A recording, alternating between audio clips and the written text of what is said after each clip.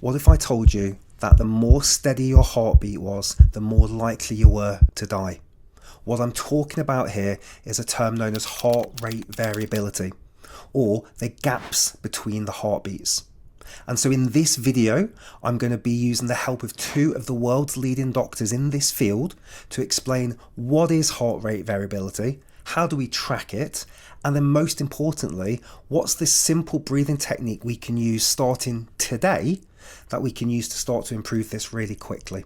I'll walk you through the breathing technique at the end so you know exactly what to do and make sure you get it right. And this is the exact technique that I have used on myself for years, which has helped heal my heart. It's helped improve my blood pressure and my variability.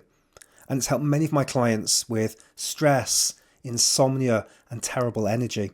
So if any of those things resonate, you're in the right place. Hey, if you're new here, my name is Mike. I'm a breathwork researcher and teacher, and I've been in the field of breathwork for a decade to help people improve their physical and mental health. So the first question is, what is heart rate variability? HRV is basically like the cruise control over your nervous system. So with cruise control, let's say in a vehicle, right? So you're out on the interstate or on a highway, you want to set your car to kind of like the right speed and you want it to be adaptive. So if you're going up a hill, you want it to speed up and to be efficient with it. And you want it to do it at the right time to keep you at that same speed. But then also, let's say you hit a downhill or a car brakes in front of you and you have like the nice new adaptive cruise control. You want it to brake and you want it to be efficient. We want our nervous system to do the same thing. So in other words, we want our nervous system that when we encounter a stressor, when we encounter anything that we may need to either mobilize energy or conserve energy at that time, we need all systems to adapt to that. We need everything to work very efficiently, just like cruise control. And so HRV is a metric to tell us like how efficient is our cruise control? Is our cruise control within our nervous system actually adapting the way that it should be? Or is there a bit of lag? Is there something wrong? Does it need some fine tuning because it's not keeping up with all the demands of what's on the highway? The heart doesn't work like a metronome. It's not meant to pace itself in equal time increments. For the everyday individual, like we don't want our heart to beat at that equal pace. We actually need to be able, our cardiac system and our autonomic nervous system needs to adapt to millions of processes that are going on in any given time. Again, cruise control, speed up, slow down at will. And so what that means is that the heart rate doesn't just beat at this steady rhythm or this steady pace. So I think like if you were, for instance, measuring your heart rate right now and you put on your Garmin or your Whoop or your Aura and you look and you saw, oh man, right now my heart beats is at 60 BPM, 60 beats per minute. Intuitively, you would think, okay, so once every single second, my heart was beating. And actually, that's not far from the truth. On average, that is true. There was about 1 second in between each successive heartbeat. So from beat to beat, there was 1 second. But in reality, that's actually not what was happening. And that's because within our physiology, due to a lot of different processes, but mainly breathing, our heart rate's kind of doing this. It's going up and down and up and down. So an easy way to think about that is kind of as we inhale. So something we're all doing right now is breathing, inhale and exhaling, obviously the theme of the podcast. As we inhale, the heart rate is going up. And then as we exhale, the heart rate is going down. And we're having that happen over and over and over again. So those changes or those shifts in heart rate that's happening across time is causing variability in your heart rate over time. So it's going up and it's going down, and it's going up and it's going down. We want that variance. We don't want the heartbeat just to stay like this, a linear kind of straight line. We want it to have that nice ebb and flow. And that's coming from a physiological process called respiratory sinus arrhythmia, something we all need to live kind of a healthy life. So that variability that's happening between successive heartbeats, when we see that there is indeed variability, we're able to say, okay, that person's cruise control is either working effectively, thumbs up, or it's not working so well. And maybe now it's time to intervene. So now that we've got a bit more of a broad picture about heart rate variability, I think it's important that we understand where this came from. So this is a little glimpse into the history of how heart rate variability has been used for decades to save lives. Since the mid-60s, it's been used to predict infant mortality in labour. Even to this day, they'll track baby's heart rate, and if the baby loses variability, then you've got to take a pH from the scalp, and if that's acidotic, emergency cesarean. That is the protocol to this day. And then in about 1975, there was an Australian physician who noticed, he was looking after people who had heart attacks, and he noticed there were certain patients who had variability, their heart rate bounced between 72 beats per minute and 85 and 47 and 54 and back and forth. And then there were certain patients who almost had a metronomic heart, 72, 72, 72, 72. And those that lost variability after the heart attack never made it off the ward. They died.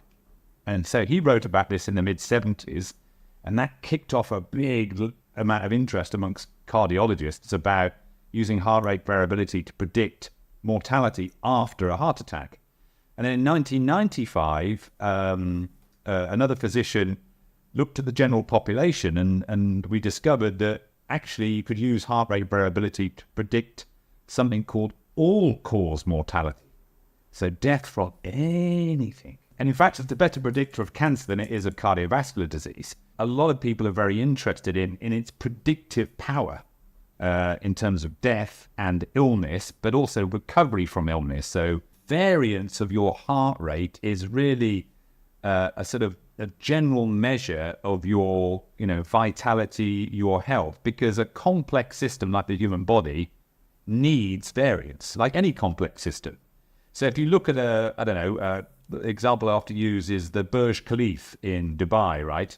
When they built that tallest building in the world, they built it to sway in the wind a little, right? Because if they built it too rigid, first strong wind that comes along, it snaps because it's too rigid and too brittle. So an absence of variability is bad for the health.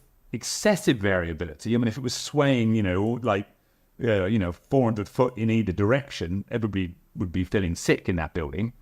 So it's kind of like HRV is an indicator of the health of the complex human system, and it gives you a window, not just cardiovascular health, but general health.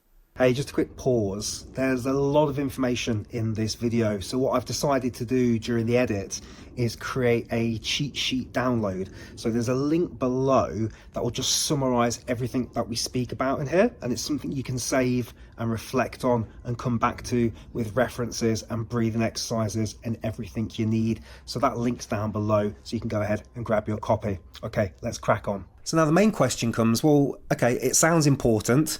I know it's been used legitimately in hospitals. How do I track this at home? I tell people, if you wanted the gold standard for measuring heart rate variability, so more of the quote unquote laboratory standard, it would be to use an EKG. So an EKG could be something like a Polar H10 chest strap that you could utilize, and you would take that morning reading would be more of what people would use that for. Or you could have a 12 lead or multi-lead Holter monitor. Now that's not practical. A lot of people aren't going to wear on a daily basis an EKG monitor or want to fiddle with that. It's a lot. So then we have to say, if we go to the next step, which is using light-based technology for detecting heart rate, or what we call photoplasmography. So if anybody's got an Oura Ring, or if you've got a Whoop strap or any other type of wearable, if you ever look, you'll see a pulsating either green light or red light, or even a yellow/amberish light. That is actually what is looking at. It's actually shining light through the skin, and it is picking up kind of changes in light based on kind of pulse rate of the blood through the arterial walls. So one of the things that we have to say is that accurate? Can we get accurate data from that? What the research has demonstrated is that if we are taking, let's say, a continuous reading of that data, and we're being very still, and we're also utilizing some artifacting software, so removing beats that shouldn't be there, let's say due to movement or to light or to ectopic beats, which are beats that come outside of the chamber. It would be kind of a flutter or anything that's not a real heartbeat or a secondary beat. If we're able to remove all that, many of the PPG sensors, so the light-based sensors, are actually fairly accurate. However, one of the things I would say is that you have to know when and how often they're measuring it. So for instance, we'll just use Oura Ring. Oura Ring takes kind of small chunks throughout the night, typically what we call 5-minute epochs throughout the night, and it stitches that data together over the course of time. Whereas there's some wearables that will only maybe take it one time at night. So you're just getting a really small snapshot of like where that person is. So I say that to say Aura is kind of one of the wearables that I typically would recommend over some of the other ones. I would say though, if you're like, hey, I want the gold standard, like you could either do the EKG, like a Polar H10 in the morning, or you could do, let's say like a PPG wearable, so a light-based wearable, but do it in the morning so that you have kind of control over that reading. Because at nighttime, obviously, you don't have control. Sometimes it's going to take it, sometimes it's not. Most are not doing just a continuous readout of, like, let's say, all 8 hours. So it becomes very difficult. Like we're comparing apples and oranges. You just need to be consistent with the wearable you're using if you're going to use a wearable. Now, the last thing that I'll mention here before I pause is you were kind of asking about like the number. So that comes out, let's say it's 50, 60 milliseconds. You have to know what data, or I should say, what mathematical equation or algorithm is being used to share that data. So let me back up and make it this easier to understand. If someone has an Apple Watch on and that gives them their HRV reading, they see their HRV reading, and then they go look at their Aura Ring, they're going to see that those are two very different numbers. They're going to say, why is my Apple Watch 100 milliseconds? And why is my Aura Ring 50 milliseconds? They're not even using the same algorithm. One is using an algorithm for total variability, what we call SDNN, that's the Apple Watch. And the Aura Ring is actually one that's looking much more at parasympathetic functioning using a calculation called RMSSD. That is actually the one you should be using, not SDNN for short term. But people get very confused. They're like, well, is one lying to me? Is one like, no, they're not lying to you per se. It's just one is calculating it in a totally different way. So you have to be really careful with these things. And I think this is one of the big problems with wearables, Mike, is that they give you a lot of data to help drive insight, but they don't close the loop for behavior. So it's like, okay, you told me my HRV was said number. You told me I didn't sleep very well. You told me fill in the blank. Now, what do I do about it? And I think that's the big missing piece right now, is that there's no closed loop systems for what we actually do. And to be honest with you, I think it's starting to cause a lot more people to have like biometric hypervigilance, like they're becoming nervous about all this data. And then a lot of people get handcuffed and they feel a little bit more like a self-fulfilling prophecy. Well, I didn't sleep very well. My HRV sucks today. So, might as well just not train. I'll just sit at home, watch some Netflix. And I think we can get ourselves into some big trouble there. So before we get into how we fix it, which is of course the main reason you're here, I want to give you something today you can take away. What we just need a little overview on is this thing that gets floated around a lot, this term, the nervous system. When I think about the nervous system, we're thinking about two distinctive branches here. So we're thinking about the parasympathetic. So think about parachute, brings you down, calms you down, relaxation. But I think actually a better way to think about the parasympathetic nervous system is that it is solely intended to help maintain homeostasis, and so is the sympathetic. We're going to talk about that in a second.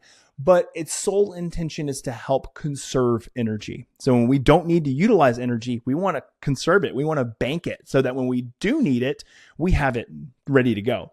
Sympathetic nervous system is all about mobilization of energy. So we think a lot about it being like the stress response, but really it's not as much of just like the quote unquote stress response as it is, hey, I need to mobilize energy now. Could that be in a state of stress? Yeah, but it also could be in an everyday, every moment situation where we just need to utilize energy somewhere more in the body. So like for instance, if I'm using a lot of cognitive power right now, I don't want just full vagal activation. I actually want the sympathetic nervous system to kick into high gear so that I can utilize glucose in my brain to hopefully pull out some tidbits of information that's helpful for the audience here. Because without it, I might just be too chill and I'm like, oh man, it's going to take me a while to retrieve that. So give me a second, let me rev up my glucose. Now I need that happening like instantaneously. And that's where all of these nerve firing or nerve branches come in.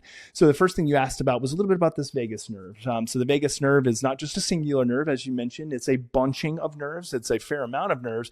And the reason it's called the vagus nerve is because it's the wandering nerve. Vagus mean wandering, and it wanders throughout the entire body. So the vagus nerve kind of starts up in the medulla area, so more of like the primal part of the brain that's intended to help regulate all functioning, autonomic or automatic functioning. So think breathing, or respiration, think about heart rate, think about gut functioning, and it goes from the brainstem all the way down into kind of innervating or connecting to all of these primary organs. Most of the information actually from the vagus nerve is not sent from the brain down to the body. It's actually from the body up to the brain. So we call that an afferent or an upward signaling. So from the body up to the brain. And so that means that when we have changes in heart rate, changes in blood pressure, changes in respiration, that signals our brain to either do one of two things. Do we need to dial up and mobilize more energy because things are slowing down too much? Or do we need to dial back because things have sped up too much? The most interesting one that I think for the readers is, for the listeners, is the connection between respiration, so breathing, and what that does to cardiac functioning and overall blood pressure functioning. And this is actually kind of where we get most of heart rate variability from, is the interconnection or communication pathways between our breathing and our heart rate. Those coordinate blood pressure and blood pressure changes. And because of that, that's where we derive heart rate variability from. So this is the bit you've been waiting for. How do we improve our heart rate variability? What is this elusive breathing technique? Now for this, I'm going to bring in the help of Rick Rubin. Rick is a music producer that's worked with Gaga and Metallica and Beastie Boys and a ton of others. And he was on Huberman a little while ago and he said this. Mentioned that you have a breathing exercise, a coherence breathing exercise that you thought might be useful for us to do now and perhaps for some of the listeners to join in. Yeah, let's do it. And then if you want to talk about it after, we can. Sounds good. The reason I started doing this is I have relatively low heart rate variability and you want to have a higher one. Mm-hmm. So I looked at all the things that can raise your heart rate variability and I started doing this breathing technique specifically for heart rate variability. Then it went up. Awesome. So it's great. Tested. So now we'll jump into Dr. J to kind of help us dig in a little bit more to understand exactly how the breath is doing this. Think about it. When you're breathing in and your heartbeat is getting faster and faster and faster, the time between heartbeats is getting shorter. And then as you exhale, longer, much longer. And so think about it. When I'm inhaling and my heartbeat is getting really close together, it's getting really fast. And then as I'm exhaling, it's getting really long. Like the distance between successive heartbeats is getting really long. Well, now look at it. Heart rate variability, how much it's varying.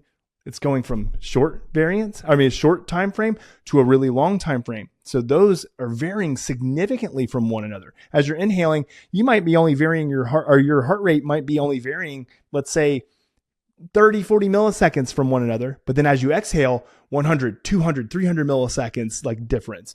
And so that variability that's occurring, that's why we see significantly raised HRV. There's something called a resonant frequency, and that's literally a 10-second cycle for most people is the optimum. So that can be delivered by 5 seconds in, 5 seconds out. It's a 10-second cycle, right?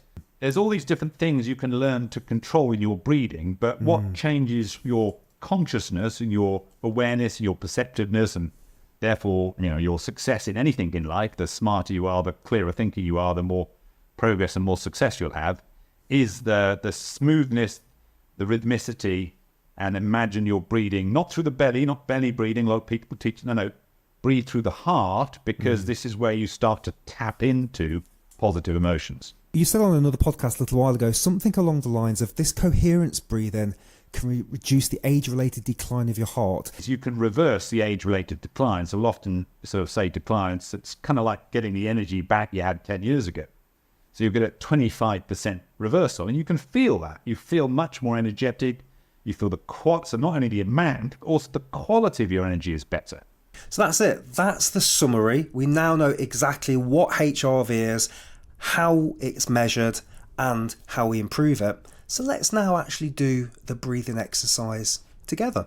So I'm going to just walk you through a couple of high level points, and then we're going to go into this lovely gentle breathing technique. So it's really simple. All you need to do is stay nasal. It's a consistent breath. Don't worry about where you're breathing at this stage or anything like that. All you've got to do is practice this breathing technique. Build up to 20 minutes a day, and over 6 months, according to Dr. Watkins, you can reduce about 10 years of age-related decline off your heart. Stay relaxed as you do it. You can do it eyes open or eyes closed. I recommend laying down for the first one. So I'm going to just ease us in now to some gentle breathing with a little bit of animation. And then you can find this video below if you want to just do the coherence breathing separately afterwards as well. But I wouldn't skip this bit. You've learnt all this amazing information, but nothing's better than feeling it. And so I'm just preparing you for this breathing that's coming up now. So just get yourself comfortable, relax. And here is just 10 minutes of gentle coherence breathing. Enjoy.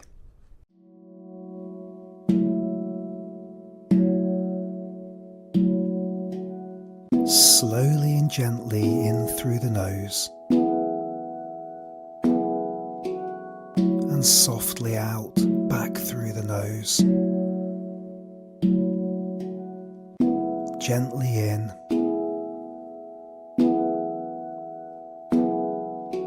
and softly out.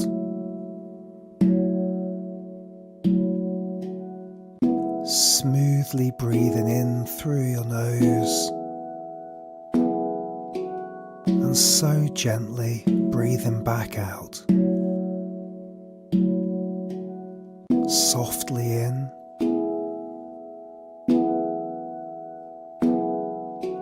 and softly out.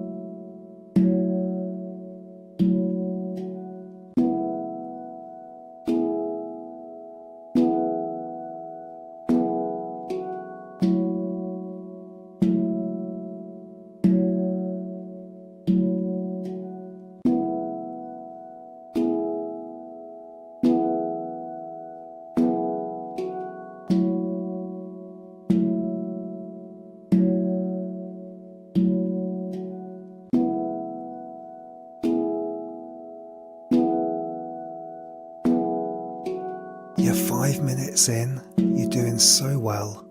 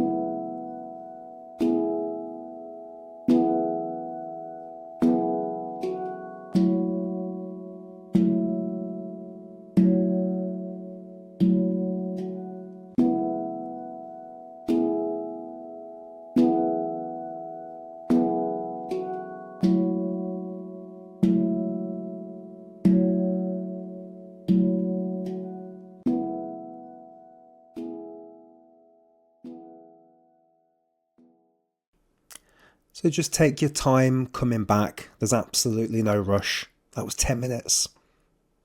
What did you notice? How do you feel? We've popped a link below for this exercise so you can just repeat it as much as you like. And like anything in life, the more you practice, the better you'll get, the better you'll feel, the more you'll reap the benefits. This is the exercise I personally used to improve my own heart rate variability and improve my blood pressure. So I really did use this technique to heal my own heart. And I've used this with hundreds of clients as well.